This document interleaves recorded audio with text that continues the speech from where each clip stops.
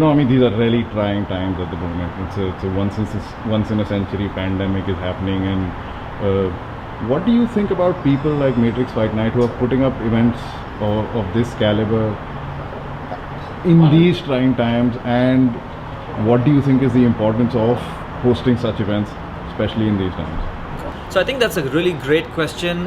What that also does is your question actually answers a lot of criticism about hosting sporting and MMA events during the pandemic. Now here's the thing. During the early part of the year, we were not too sure about how exactly this virus works, how it was affecting certain kinds of people, how certain people were reacting to it.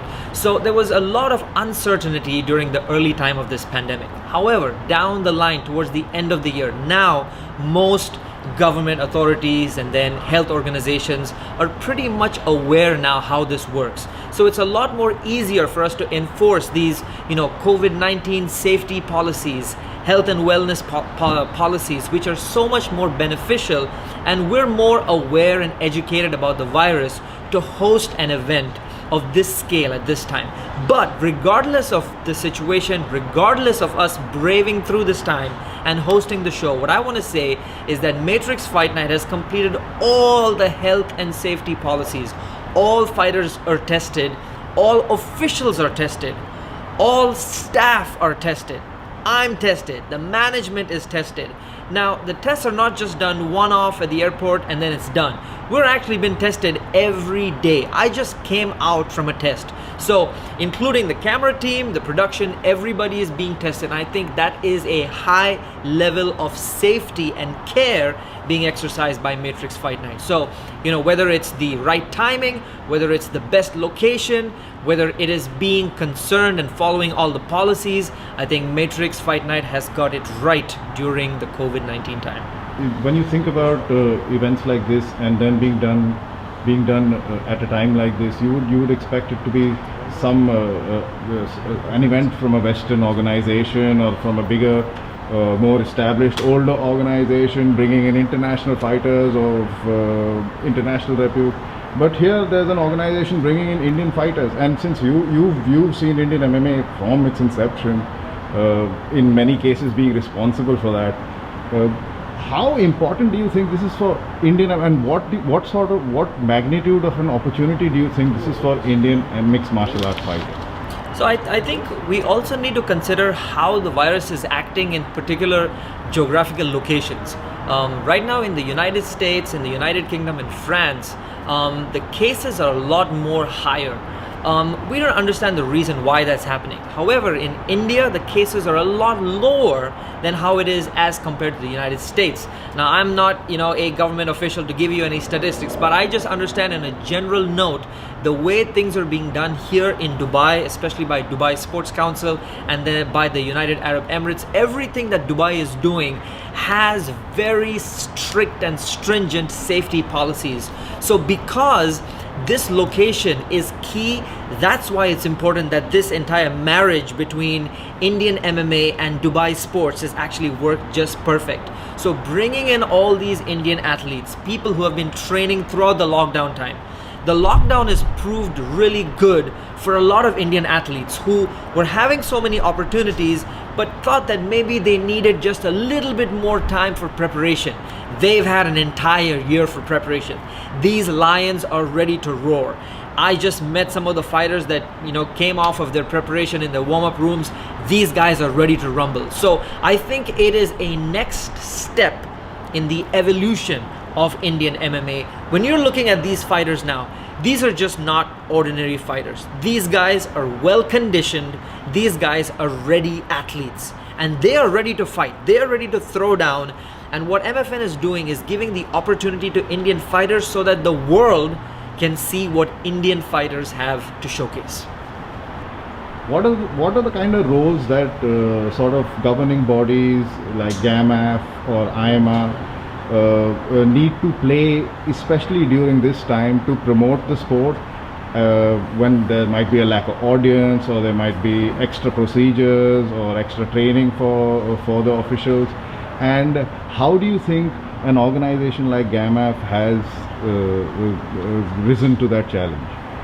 So the MMA officials are what I consider to be the unseen men in black. They're the guys behind the scenes. They're like a production team. They put in all the value effort, but don't necessarily get all the recognition. However, these guys are the ones that when the problem happens, these are the guys who face everything head on. Because if there's one wrong decision, maybe not a right choice of words, maybe if there's a controversial decision, it's the officials that have to come and step up and answer. Everybody is really quick to judge and criticize what the MMA officials do, and it's their role that's really critical. Now let me tell you about another thing. With most other countries, with most other sanctioning bodies, with most other MMA promotions, there's always a kind of enmity, a kind of cold war between the promoter and the sanctioning body. However, what we're doing with Gammaf and Mma and MFN is we're trying not to burn bridges, but we're trying to respectfully bridge that gap. What we're doing is every official introduces his or herself to the fighters during these last 3 days leading up to the event. What the judges do is that when they meet the fighters, they actually tell the fighters, if you want me to give you a win on your fight, these are the criteria that I'm looking for. So they're able to convey what the judges are looking for. So the fighters understand what the judges want, and then they bring that to the fight. What we also do is we have counselors and educators with the Gammaf staff that are available to go talk to the fighters and give them a briefing of what are all the negatives of performance enhancing steroids and substances and things like that. So it's not just enforcing the rules, but it's also kind of giving them a good education and a moral guidance before the fight actually happens. And of course, when it's time for fight night, when it's fight day, then these guys, they make the switch. Then they switch from educators and counselors to being officials to enforce the authority laid down by the Global Authority for Mixed Martial Arts Federations. Now, lastly, what I would like to say is there's one negative or one downside to MMA refereeing, is that throughout the world and until all the last few decades of MMA history, it's the referee that has the authority to decide if a fight has to be stopped or not. And if you've watched the last few UFCs, you'll see there were a lot of controversial stoppages by the referees. Maybe the referee didn't see the attack right. Maybe the referee saw it wrong. Maybe the referee didn't see whether the fighter was actually knocked out or not. But regardless, it was a controversial call. What Gammaf is doing is that we have something called the Gammaf restart rule. At that point of time, there is a judge that gives you a 2-minute time, and if you want to protest and if you need to restart that fight, we have officials who are going to look at the action replay and actually decide if that fits in within the criteria or if that fight needs to be restarted or called in favor of the referee. That is unheard of in not just Indian MMA but all over the world mixed martial arts. And so Gammaf is bringing the next level of MMA officiating that is fair, at the same time unbiased, but we are bringing the best level mixed martial arts to the world to see what Indian MMA has to offer. So talking about Indian MMA, I mean, this is a great card, and you've seen these fighters from way back, from when some of the fighters are now nearing retirement age, and you saw them when they started out, and you've been seeing them. So you want to tell us a little bit about the fighters and the fight card and what you think about that? Alan Fernandez has done a fantastic job. I'm proud of Alan for what he's done with the fight cards and with the general running of Matrix Fight Night. I would want to say that this fight card, first of all, is providing an opportunity for all Indian MMA fighters, just because you can actually see all of the Indian regions being represented on this card. Secondly, we have the new school and we have the old school being represented. Although this is a great card, and although I would say each bout has a story and each bout has its own fight value for the fans, there are two bouts that I would say stand out very specifically. One is Srikanth Shekhar versus Anshul Jubli, and the second is Sanjeet Budwar versus Chaitanya Gauli. Now, this I would say is a perfect definition of old school champions versus the new lions. Anshul Jubilee is that guy who's just kind of made a remarkable short time rise to fame. And what he brings is complete MMA. You wouldn't call him just a grappler, but when he's on the ground, he knows, he understands. He's a smart grappler.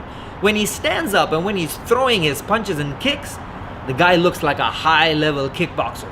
So he's able to bring in a complete and well-rounded MMA to the fight.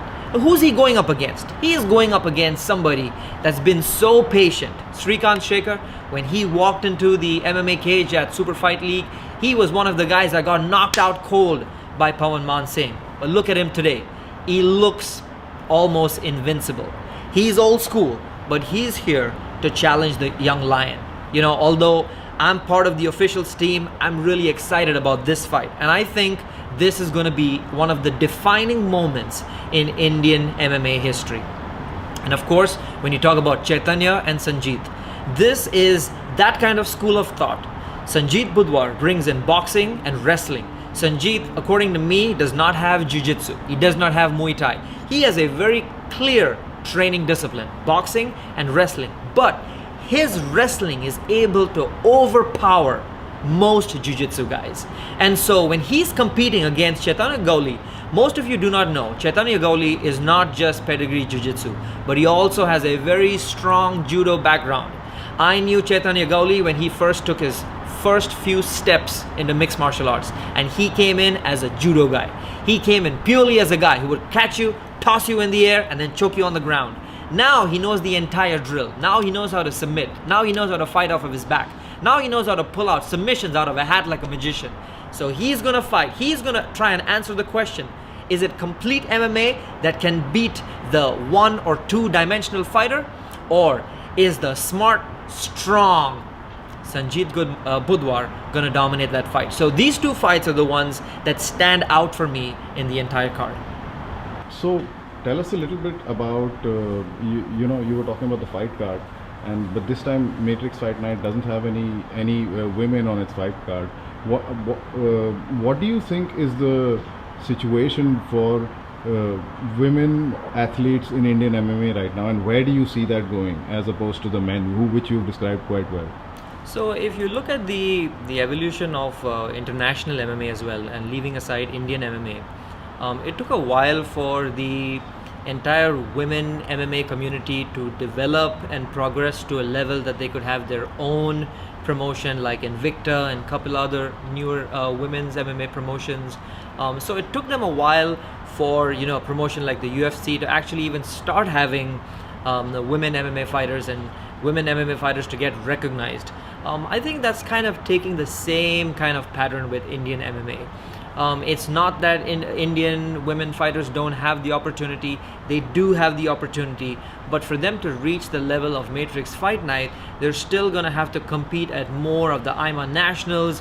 They're going to have to compete more at the smaller promotions. So I think I'd use this opportunity to speak to all of the smaller MMA promoters in India to focus more on developing the female athletes so that when they're ready for the level of MMA at MFN, MFN will be ready to invite them and give them that opportunity. So I think it's primarily just a pattern that Indian MMA is following, with what's happened internationally. Again, we were talking about those fighters that you've seen for growing up through all these years. What do you think about not just the change that is taking place, but the rate of change that is taking place in the evolution of Indian mixed martial art fighters?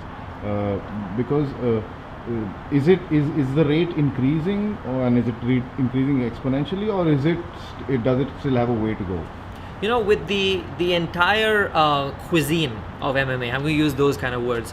With the cuisine of MMA, the more expert chefs you have involved, the more variety of dishes you're going to get, served up. Initially, there was just a handful of, MMA gyms or just striking gyms or just pure wrestling gyms. Now that's changed with Indian MMA. Now we have some BJJ black belts here. Now we have some good level, submission wrestling instructors here. Now we have striking coaches that understand grappling. So because we've got more people involved with the training aspect of the sport, now the athletes have more places to train. I know of so many MMA athletes who are training at one location for their striking, but then they can, take a couple hours drive and go and train at a really good grappling gym. So now, because there's so much more that Indian MMA as a community has to offer, now we've got grappling competitions happening a couple times a year in Indian MMA. So because of all of the active ingredients, we've got a better cuisine. So the rate, the quality, and the rapid rise with Indian MMA is just because the overall scene is developing. It is positive, it's still working at the same pace, it's slow and sure, but Indian MMA is a lot further than the last time I did an interview like this.